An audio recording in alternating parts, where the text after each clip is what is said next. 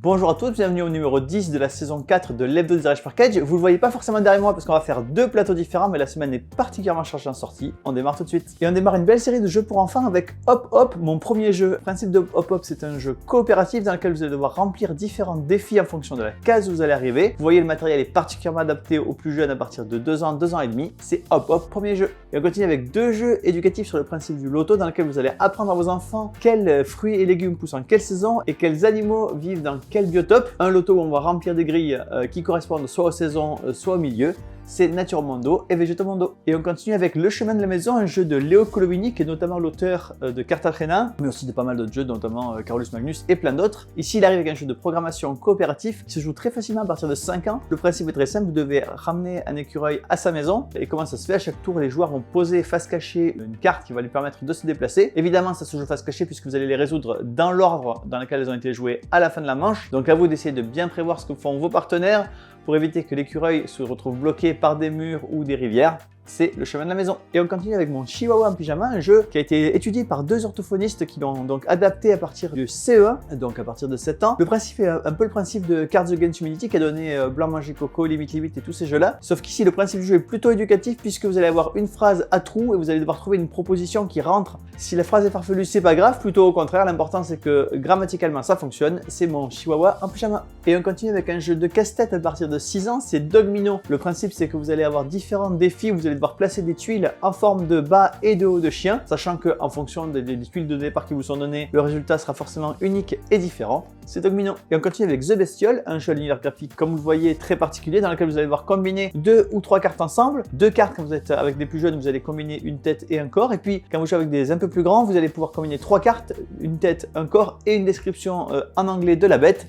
C'est The Bestiole. Et on continue avec Circles, un jeu de Thomas Singh. Thomas Singh, c'est l'auteur de notamment The Crew. Je dis un jeu, c'est plutôt 2 jeux, puisque dans la boîte, il y a 2 jeux différents. Un premier jeu qui est un jeu de fléchettes, un deuxième jeu qui est un jeu qui se passe au Far West. Dans les deux cas, c'est un jeu de pichenette, donc vous allez pichenetter une bille qui va avancer autour du plateau. Dans le cas du jeu de fléchettes, vous allez devoir évidemment marquer des points en faisant, si possible, des tripes. Dans le cas du jeu de Far West, c'est un jeu plutôt méchant dans lequel vous allez pouvoir aller dans la mine pour récupérer de l'or, ou simplement aller voler l'or de votre collègue pour pouvoir acheter un ranch. C'est Circles. Et on continue avec Goblin Coasters. Goblin Coasters, c'est un jeu coopératif en temps limité. Le maire du village des Gobelins a décidé d'inaugurer le nouveau Grand 8, sauf que en fait il a pas bien compris, c'était pas le jour de l'inauguration mais le jour de la première pierre, donc le Grand 8 n'est pas fabriqué et déjà le train avance sur les rails. À vous de construire les rails le plus vite possible pour éviter que le chariot arrive au bout des rails avant que les rails soient terminés. Ça se fait en piochant des tuiles dans un sac et en les mettant au fur et à mesure, mais évidemment il va y avoir des pièges à déjouer, des intersections qui ne fonctionnent pas bien. C'est Goblin Coaster. Et on continue avec un jeu de 2 auteurs confirmés qui n'avaient jamais travaillé ensemble, c'est William Attia et Christian Amundsen-Ottby. William Attia, c'est notamment l'auteur de Kelus. William Ottby, c'est par exemple l'auteur de Escape, qui est un de mes jeux préférés, mais aussi de pas mal d'autres jeux. Ici, ils arrivent avec un roll and ride dans lequel vous allez jeter les dés et écrire la valeur des dés dans la maison des chats, sachant que si vous arrivez à mettre 2 côte à côte, ça fait une pièce de 2. Si vous mettez 6 côte à côte, c'est une pièce de 6. Vous avez 4 niveaux différents dans la boîte et donc vous allez pouvoir jouer avec 4 sets de règles différents. Vous avez également 12 capacités spéciales dont seulement 4 seront jouées à chaque partie. Donc voilà, beaucoup de rejouabilité, beaucoup d'objectifs différents. La façon de scorer diffère évidemment entre chaque partie. C'est House of Cats. Et on continue avec un jeu qui nous vient du Japon qui s'appelle Boreal. Boreal, c'est un jeu qui se joue à 2 et exclusivement à 2, dans lequel vous allez devoir construire un tableau devant vous, sachant que vous allez récupérer des cartes au milieu de la pioche avec un système de pions qui va vous déterminer à la fois quelles cartes vous récupérez et les ressources que vous allez avoir. Évidemment, celui qui a le meilleur tableau à la fin de la partie l'emporte, c'est Boreal. Et on continue avec un autre jeu de tableau de Stefan Bogen, notamment l'auteur de Camel Up, qui s'appelle Moorland. Moorland, c'est un jeu dans lequel vous allez construire une tourbière. Une tourbière, c'est un mélange d'eau et de terre et surtout un écosystème extrêmement riche, donc à vous d'équilibrer l'écosystème pour que les bêtes s'entendent bien entre elles et vous ramènent un maximum de points. C'est Moorland. Et on continue avec Mocha, un jeu de mots, mais également de mémoire, dans lequel vous allez pouvoir tourner à chaque tour une carte et essayer de faire un mot avec toutes les cartes qui ont déjà été retournées. Évidemment, vous devez trouver les bons endroits où sont les bons mots, sachant également que chaque joueur va marquer des points en fonction des mots qu'il a fait, mais également des défis qu'il a remplis. Vous choisissez en début de partie un défi, plus le défi est difficile et plus le nombre de points est important. C'est Mocha. Et on continue avec l'Oracle Babette, un premier jeu dans lequel 2 équipes vont s'affronter. Une équipe qui va vouloir faire des personnalités plutôt avec des mauvaises vibes, une autre équipe qui va vouloir falloir faire des personnalités positives, sachant que quand vous construisez une personnalité, vous allez devoir poser une carte dessus. Vous devez poser une carte qui est forcément supérieure aux précédentes. Quand une personnalité a 5 traits différents, eh bien on voit si elle est bonne ou si elle est mauvaise, sachant que seulement un trait sur 3 est négatif, 2 traits sur 3 sont positifs, mais évidemment les conditions de victoire pour les mauvais sont un peu plus faciles. C'est l'oracle Babette. Et on continue avec ta pire soirée, un purge d'ambiance dans lequel vous allez devoir faire deviner à vos partenaires quelle serait votre pire et votre meilleure soirée parmi des soirées qui franchement sont pas très agréables. C'est un jeu coopératif, c'est-à-dire que vous marquez des points si vous arrivez à faire deviner et si vos partenaires devinent évidemment. Surtout l'occasion de rigoler en se demandant ce qui serait le pire entre une soirée pipi au lit et une soirée sur un bateau avec des chaussures de ski et des bras en mousse, c'est ta pire soirée.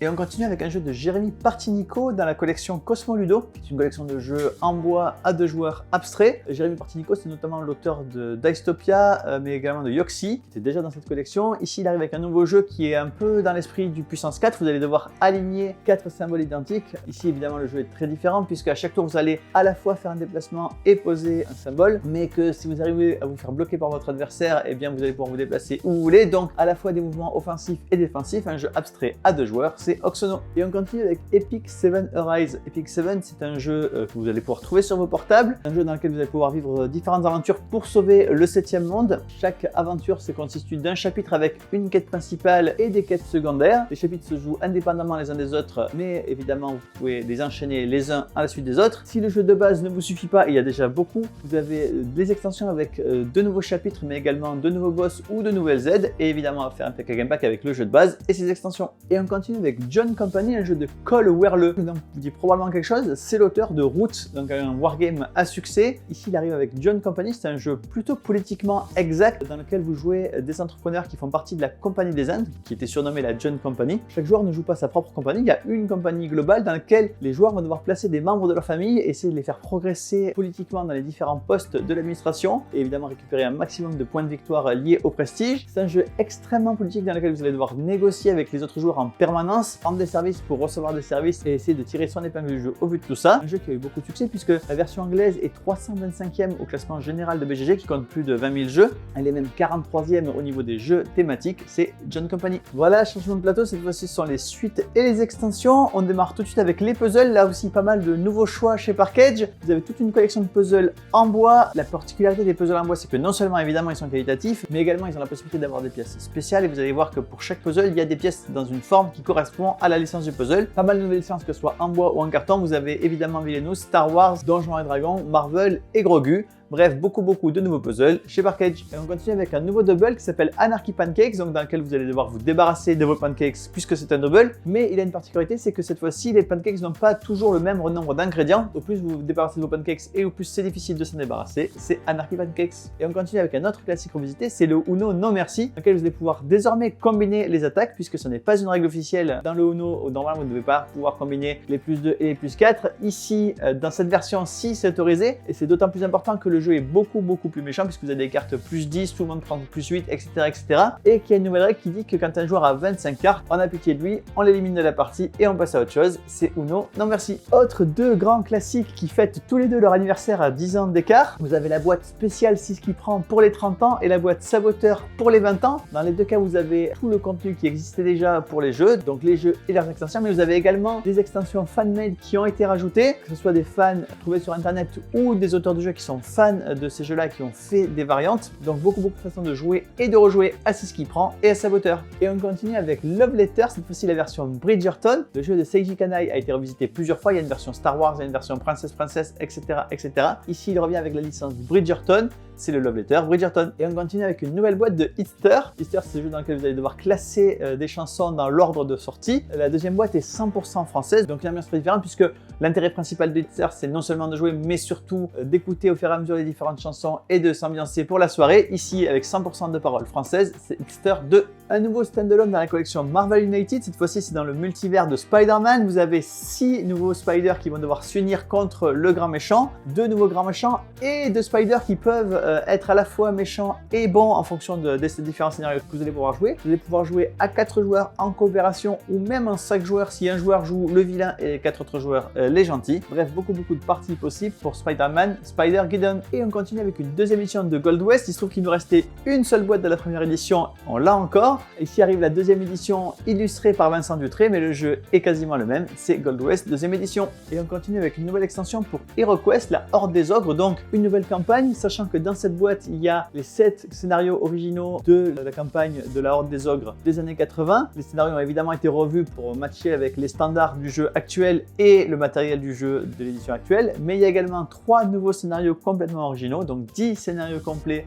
pour jouer HeroQuest, HeroQuest, la Horde des Ogres. Et on continue avec pas une, mais 2 extensions pour Horror Arcane, ça s'appelle le Festin de Hemlock Vale. Comme d'habitude maintenant, vous savez que les campagnes sortent en 2 boîtes, une boîte avec tout le matériel pour jouer la campagne, y compris avec vos investigateurs précédents, et une boîte avec 2 nouveaux investigateurs, de nouvelles mécaniques et évidemment de la possibilité d'améliorer vos decks pour cette campagne ou pour les précédentes. La campagne de Hemlock Vale va vous amener sur une île qui vient d'ouvrir au public. Vous allez y passer 3 jours et 3 nuits. Les différentes journées, vous allez pouvoir rencontrer et visiter ce que vous voulez. La nuit, vous allez devoir affronter différents monstres. Une autre petite nouveauté de la boîte, c'est qu'il va y avoir un codex dans lequel vous allez avoir pas mal de textes que vous allez pouvoir lire. Et évidemment, on va faire un pack game pack avec toute la campagne du Festin de Hemlock Vale. Et on continue avec 2 extensions pour Ragnarok Star. La première extension, c'est Ship Purple, qui vous amène la possibilité d'avoir un 5e joueur, et l'autre extension s'appelle le Mosh Pet Show, dans laquelle vous allez pouvoir recruter des mascottes qui vont améliorer vos différentes actions, sachant que chaque mascotte peut être en plus poussée jusqu'au niveau 3, donc améliorer de plus en plus vos actions. Et évidemment, il y aura un pack game pack avec Ragnarok Star et les 2 extensions. Et on continue avec une extension pour Cracklist, 160 nouveaux thèmes dans cette petite boîte. Donc évidemment beaucoup de rejouabilité pour le jeu Cracklist qui n'en manquait pas. Et évidemment on va faire là aussi un PK Game Pack avec Cracklist et l'extension bonus numéro 1. Et enfin une extension pour Champ d'honneur, une nouvelle avec encore plus d'interaction, puisque vous avez 4 nouvelles unités qui vont venir perturber les unités adverses, soit qu'elles arrivent à les empoisonner, soit qu'elles arrivent à les perturber. C'est combinable avec toutes les extensions de Champ d'honneur, c'est Felony. Et bien voilà, beaucoup de choses dans cet hebdo numéro 10 de la saison 4. Il est quand même désormais terminé. Moi, je vous donne rendez-vous la semaine prochaine.